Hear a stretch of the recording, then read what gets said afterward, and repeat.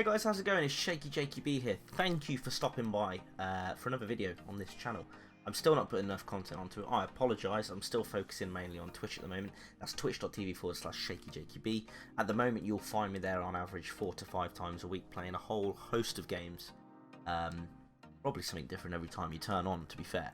So if you do want to see more of me, head over to Twitch and hit that little follow button over there. But of course, I love you for coming here as well. So one of the things I wanted to look at today, and something I was just thinking, actually, this could be a good idea, maybe to do kind of on a regular basis, albeit different times of the year and that. But I wanted to give you the kind of the rundown of my top 5 games that have come out in 2020, any platform, any format, the games that have had the most impact on me. So they won't necessarily be the critics' top 5 or the most popular top 5, but for me it's the top 5 games that have come out in the past 12 months that have had the most impact on me, and the reasons why. So let me know your thoughts, pop a comment down below, and here's my top 5. Number 5 for me is Streets of Rage 4. Streets of Rage 4 came out earlier this year, April this year, I believe it was. And it's a return to the series after not seeing a game in the Streets of Rage series for over 20 years now. I was a huge fan of the first 3 Streets of Rage games, way back when on the Mega Drive. And this is a true return to form. It's exactly what I hoped they would do. There isn't any... There actually are very little... There's very little that I can fault with this game. They took everything they could from the originals. They modernised it, but still kept all of its roots. You can play it with up to 4 players. Graphically, it looks stunning. Sound-wise, it's spot on to what I would expect a Streets of Rage game to have coming out in 2020. So number 5 for me, Streets of Rage 4. Go and check it out. It won't take you long to complete because it's a side-scrolling beat 'em up, but the whole idea is, if you were a fan of the original Streets of Rage, you're going to love it. If you want a beat 'em up game to play with your mates where you can all kind of work together in a team of 4, it's perfect for it. Streets of Rage 4, go and get it. Number 4. Number 4 for me is Ori and the Will of the Wisps. This game was... Ori and the Blind Forest and Ori and the Will of the Wisps are something that I played back to back on stream just earlier this year in 2020. I'd never played either of them before, and I was fortunate enough to play Ori and the Blind Forest just ahead of Ori and the Will and the Wisps coming out. And purely the only reason that I'm selecting Ori and the Will and the Wisps, the Will of the Wisps, over the Blind Forest is purely because they took what they did in Blind Forest and made it even better.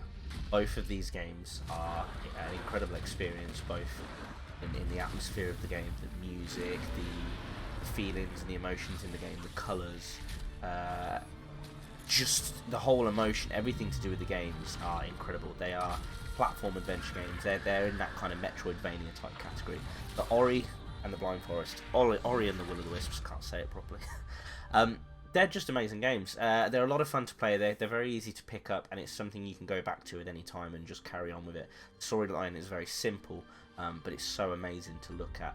So my number 4 is Ori and the Will of the Wisps. Go check it out. Number 3. Number 3 for me is Hades. Hades came out in the second half of this year after being in the early stages of its, release for a good year and a half since the end of 2018, and it fully came out this year. It's a roguelike role-playing, action-playing game where you play as the son of Hades, and effectively you are done with life in the underworld and you want to make your way up to the surface, but you have a number of foes and villains that get greater and harder in the way. It's so slick and it's so seamless, and it just feels like a dream to play. The music is great, the voice acting is great, the colours and the sharpness of the graphics and the artwork is just spot on. I love the game. I really feel they've done a great job, and it's by Supergiant Games who are behind things like Bastion and Transistor and that.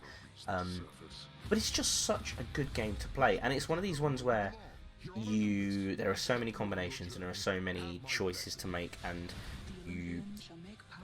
death is part and parcel of the actual gameplay. and you know, dying doesn't mean game over. Dying is actually part of your progress as well. So for me, it just sticks with me, and it's a game which I am going to be playing more and more and more of, probably over the Christmas holidays. To be fair, I have done the main part of the game, but I will be revisiting it a number of times. So for me, Hades is definitely number 3. So go check it out if you can. It's on Steam. It's an amazing game. I think it's on the Switch as well. Give it a go. I just, when you start playing it, you'll see what I mean. So number 3 is Hades. Number 2. Two. Number 2 is Assassin's Creed Valhalla. Valhalla. Now, first off, this only just beat Hades to number 2, and there is a reason for that. There is nothing Hades could have done better. Hades is close to perfect in terms of how it is as a game. The reason that Assassin's Creed Valhalla is number 2 for me is because it has effectively brought back my faith in the Assassin's Creed series. It's kind of restored that confidence that they may be able to bring the Assassin's Creed series back to the, I guess, back to the level at which it was all those years ago. So my favourite Assassin's Creed was Assassin's Creed 2, followed shortly by Assassin's Creed Brotherhood. So 2 of the games that focus around Ezio. And although there's been kind of peaks and troughs in the Assassin's Creed lineup in history since Assassin's Creed 2 and Brotherhood, I don't feel it's ever really got close to where it was. You know, Origins and Odyssey were great games. There's no doubt about it, but they very loosely had the Assassin's Creed tag. Assassin's Creed Valhalla has everything, or closer to everything that I would want from the Assassin's Creed game. It has the environment is amazing and varied. The side quests are completely varied, so I'm not feeling like I'm repeating myself over and over again. The bringing back of the building, the base building, if you will, the settlement, and developing that is exciting. And I feel the characters and the conquest of England. It's just exciting, and I think, you know, the fact that it's the Viking and the Viking culture and everything like that is something that's very popular at the moment anyway. So I'm enjoying the game. It does have a couple of bugs, of course it does. That was something I expected, but even aside from the issues, from the bugs and any potential glitches, which I'm sure, you know, Ubisoft could iron out over time, to me it's just, I haven't felt this way about an Assassin's Creed game for a long time, and I was excited to play this, and I'm still excited playing through it now. You know, I'm 60 hours into it. I'm not completely yet. I'm still playing it, but it already earns that second spot because it's just a lot of fun to play, and it will restore a little bit of your confidence in what they can do with the Assassin's Creed games. So number 2, Assassin's Creed Valhalla. Go check it out. Number one for me is it's something I've had something that's been very close to me for a long time, and many of you will have met me through this game each year, and it's not necessarily the most perfect game of all time, but I've sunk at least 150 hours in combined across it, and it is a collection as opposed to just one game, but I am treating it as a complete title. And it stood the test of time for 20 to 25 years, and this remaster of it will allow it to stand for another 20 to 25 years. I am talking about Command & Conquer Red Alert Remastered. It came out in June, 5th of June this year. It was something I was waiting for a long time, and Command & Conquer and Red Alert I used to play when I was younger. And it was fantastic news when I heard that they were remastering it, and that a lot of the old team were coming back, and, you know, Frank Klepecki was in charge of the music again. So number 1 for me is Command & Conquer Red Alert, the remastered collection. It's both games, both Command & Conquer and Red Alert, remastered, upscaled, plus their expansions all thrown into it, multiplayer back involved in it. And if you've ever played a real-time strategy game before, or you're into your real-time strategy games, there's probably a good chance that you'll know of the games, and how important they were to the whole genre, and really how defining they've been to move the genre forward to where it needs to be. They've obviously all had successors on from there, but this is where it all started with them, and they did a great job. They've done a great job with it. It looks fantastic when it's modernised. It's a nice little touch where you can switch between the old graphical setting and the new graphical setting just at the touch of a button on your keyboard. You can play multiplayer with all your friends. There's the online ladder matches and everything. Of course, there's people that are crazy good at it, but it's just, it felt like I was 12, 13 again, and I was playing it for the first time.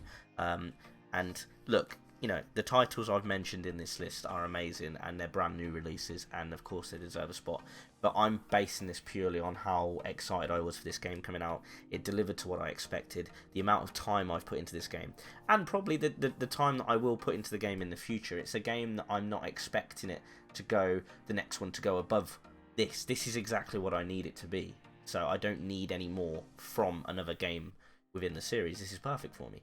So if you've never played Command & Conquer before, or well, the Command & Conquer Remastered Collection, and you're a fan of real-time strategy games, I recommend that you go and check this out. Again, it's not expensive. It'll probably average somewhere between £15 to £18. You get 2 full games plus all the expansions. It's a lot of fun to play. There's a good learning curve if you play it on the normal difficulty. It's a bit trickier on the harder difficulty. But my number 1 game for 2020 is Command & Conquer Red Alert, the Remastered Collection.